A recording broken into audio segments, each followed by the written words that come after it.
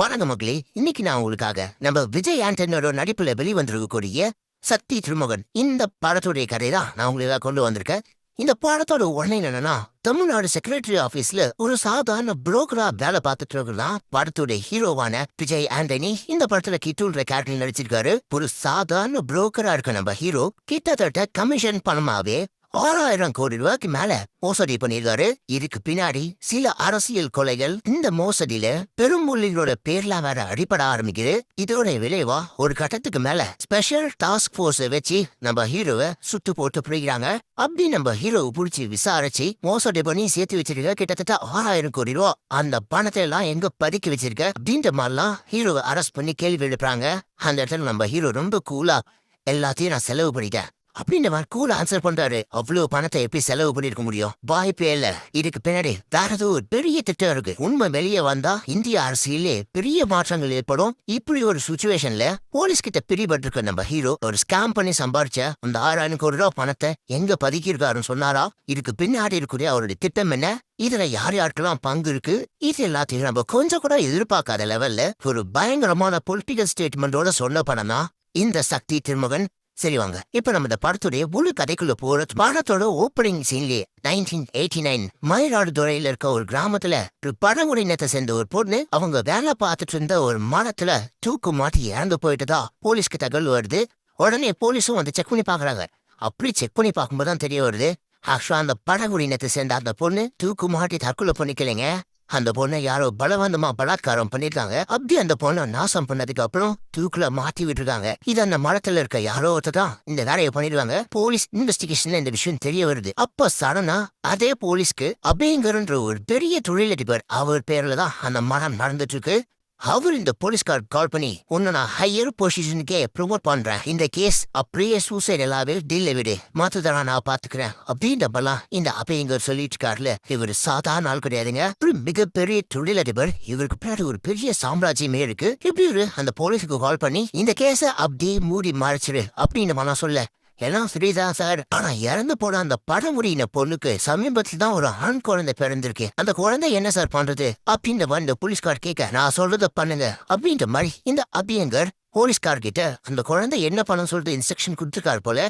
கற்பனா அடுத்த சீன்லே அந்த தொழிலதிபர் அபியங்கர் சொன்னபடியே இந்த கேஸ அப்படியே டீல்ல விட்டு ஃபர்தரா இன்வெஸ்டிகேஷன் ப்ராசஸே பண்ணாம பலவந்தமா பலாத்காரம் பண்ணப்பட்டு அநியாயமா உயிரிழந்த அந்த பழங்குடியினத்தை சேர்ந்த பெண்ணுக்கு பிறந்த ஆண் குழந்தைய இந்த போலீஸ்காரங்க குப்பை தொட்டியில கொண்டு போய் போட்டு வராங்க.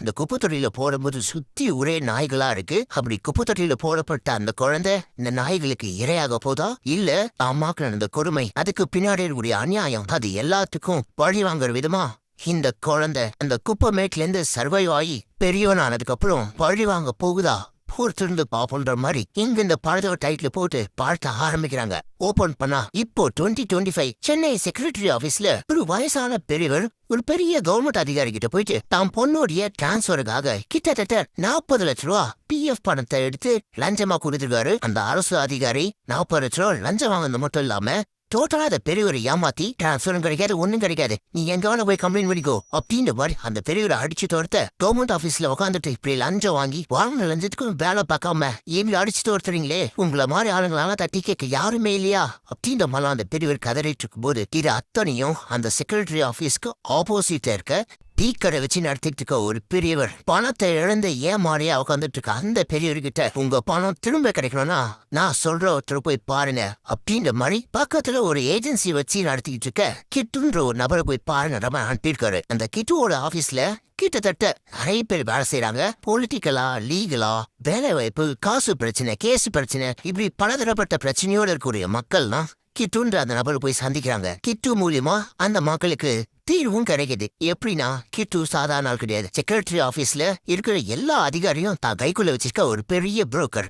எஸ், இவர் அந்த படத்தோட ஹீரோ. பெரிய பெரிய பிசினஸ் மேன், அரசியல்வாதிங்க, இவங்க எல்லாருக்கும் ஒரு பிம்பா நிறைய வேலை பார்த்துருக்காப்புல. அந்த டேபிள் பிசினஸ் அரசியல்வாதிங்க மூலியமா ஏதாவது ஒரு காரியம் ஆகணும்னா அவங்களுக்கு கொஞ்சம் கூட தயங்காம அவங்க கேட்கற மாதிரி பெண்களை அப்ளை பண்றது, இந்த மாதிரி பல இல்லீகல் வேலைகள்லாம் நம்ம கிட்டு வெளியே இருக்க யாருக்குமே தெரியாம பண்ணிட்டு பல கான்டாக்ட்ஸ தான் கைக்குள்ள வச்சிருக்காரு. இன்னும் சிம்பிளா சொல்லணும்னா ஒரு ஐஜி வந்து என்னை கொஞ்சம் கிரைம் பிரான்ச்ல மாத்தணும் அப்படின்ற மாதிரி கிட்டுகிட்ட வந்து கேட்கிறாரு. கிட்டுவும் அசால்ட்டா இவரை மாத்துறதுக்கான எல்லா ஏற்பாடுகளும் பண்ணி தராரு, அதுக்கான பணத்தையும் வாங்கிக்கிறாரு. இப்படி ஒரு நல்ல செல்வாக்கான ஆள் தான் நம்ம கிட்டு. இவர்கிட்ட இப்போ அரசு அதிகாரி கிட்ட 40 லட்ச ரூபா பணத்தை கொடுத்து இழந்திருக்க இந்த பெரியவர் இருக்கார்ல, அவர் இந்த அரசு அதிகாரியை பத்தி எல்லா விவரத்தையும் சொல்ல, இந்த அதிகாரி சாதாரண ஆள் கிடையாது, ஒரு பெரிய அமைச்சருக்கு பிஏ வேற இருக்காரு. இப்ப நம்ம ஹீரோ, நான் அந்த 40 லட்ச ரூபா உங்களுக்கு வாங்கி தரேன், ஆனா என்னுடைய கமிஷனா 10 லட்ச ரூபா கொடுத்துடணும் அப்படின்ற மாதிரி நம்ம ஹீரோ கேட்க, சரி ஓகே வர வரைக்கும் லாபம்ன்ற மாதிரி பண்ணி கொடுக்குன்ற மாதிரி இந்த பெரியவரு கேட்க, ஹீரோ கையில ஒரு பெரிய நெட்வொர்க்கே ஃபார்ம் பண்ணி வச்சிருக்காரு.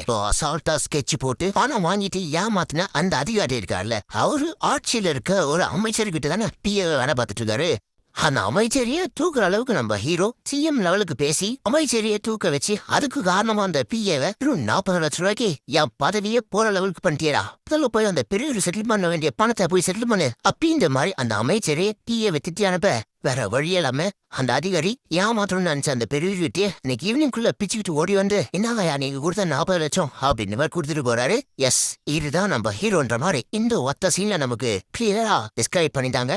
இப்படி நம்ம ஹீரோ ஒரு பெரிய நெட்வொர்க்கை கையில வச்சுக்கிட்டு சும்மா இந்த புரோக்கர் பிசினஸ்ல கமிஷனாவே பல கோடிகள் சம்பாரிச்சுட்டு இருக்காரு. இதெல்லாம் ஒரு பக்கம் போயிட்டு இருந்தாலும் படத்தோட ஓப்பனிங் சீன்ல அப்படிங்கிற ஒருத்தரை பார்த்தோம்ல, அவர் இப்போ 35 வருஷத்துக்கு முன்னாடி இருந்ததை விட இப்ப இன்னும் தெரியாலாயிட்டாரு. மிகப்பெரிய பிசினஸ் மேன், அரசியல் சாணக்கியா, பெரிய பெரிய மினிஸ்டர்ஸும் எம்பிஸ் எம்எல்ஏக்கள்லாம் இவருடைய ஆலோசனை கேட்டுதான் பல விஷயங்களை பண்ணுவாங்க. அந்த அளவுக்கு இந்த அபியங்கர் பெரிய ஆளாயிட்டாரு. அவருக்கு கீழே நம்ம ஹீரோ அவருக்கு தேவையான சில வேலைகள்லாம் பண்ணி கொடுத்துட்டு இருக்காரு. இன்னும் சொல்ல போனா அப்படிங்கிறதுனா பல விஷயங்களை நம்ம ஹீரோ புரோக்கர் தொழிலுக்காக காத்துக்கிட்டு இருப்பாரு. இந்த அப்படிங்கிறதுக்காகவும் ஒரு விசுவாசியா வேலை பார்த்துட்டு இருக்காரு. அவங்க வீட்டுக்குள்ள போயிட்டு வர அளவுக்கு நம்ம ஹீரோக்கு ஆக்சஸ் இருக்கு. இப்படி ஒரு நாள் அவங்க வீட்டுக்கு போகும்போது தான் இந்த அபியங்கர் இந்தியாவை சேர்ந்த பெரிய பெரிய பிசினஸ் மேன், அரசியல்வாதிங்க எல்லாரையும் தான் வீட்டுக்கு கூப்பிட்டு ஒரு மீட்டிங் அரேஞ்ச் பண்ணிருக்காரு. அந்த மீட்டிங்ல ஜியோ பாலிடிக்ஸ் பத்தி எல்லாம் பேசிட்டு இருக்காங்க. ஏதோ ஒரு பெரிய திட்டம் பண்ணிட்டு இருக்காரு. மட்டும் அந்த வீட்டுக்குள்ள போயிட்டு வந்த நம்ம ஹீரோக்கு புரிய வருது. இது எல்லாத்தையும் நம்ம ஹீரோடைய நோட்டை விட்டுட்டே வராரு.